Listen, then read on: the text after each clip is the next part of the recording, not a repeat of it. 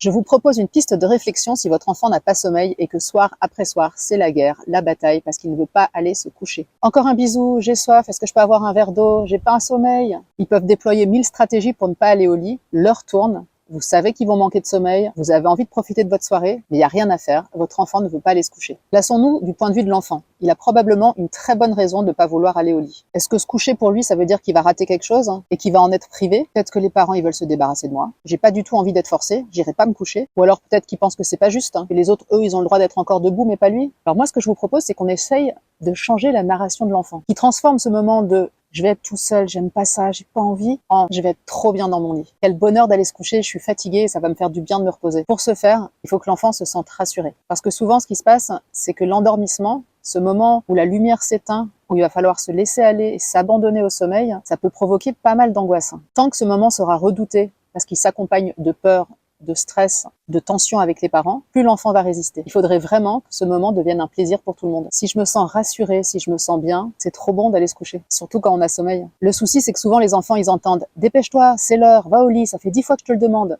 Bon, écoute, ça suffit maintenant. Puis ça dure trop longtemps là, puis tu vas être fatigué demain. » Vous voyez toutes ces petites phrases qu'on dit parce qu'on n'en peut plus, on est fatigué, on a envie que ça s'arrête. Si on arrivait à les transformer en « c'est l'heure d'aller se coucher, je t'accompagne ». Et puis là, l'idée, ça serait de passer un bon moment avec son enfant. Que ce moment de tension, redouté par tout le monde, devienne un moment de plaisir partagé. Alors évidemment, ça va demander du temps et de l'investissement. La bascule, elle ne peut pas se faire en un jour. Si ça a été la bagarre pour aller au lit pendant plusieurs semaines, voire plusieurs mois, ça va être compliqué de restaurer de la détente, mais vous allez voir à quel point ça va faire du bien à tout le monde. C'est très difficile, après une journée de tension, de s'allonger et de relâcher. Les enfants ont besoin d'être accompagnés. Les bébés nouveau-nés qui pleurent, on les berce jusqu'à ce qu'ils s'endorment. Les enfants qui continuent à pleurer ou qui continuent à rechigner à aller se coucher, c'est souvent qu'ils ont juste besoin de votre présence. Ils ont besoin d'être rassurés dans ce moment où il va falloir qu'ils s'abandonnent, qu'ils relâchent leur tension. C'est vraiment pas facile à faire tout seul, encore moins si c'est accompagné de pression et de disputes.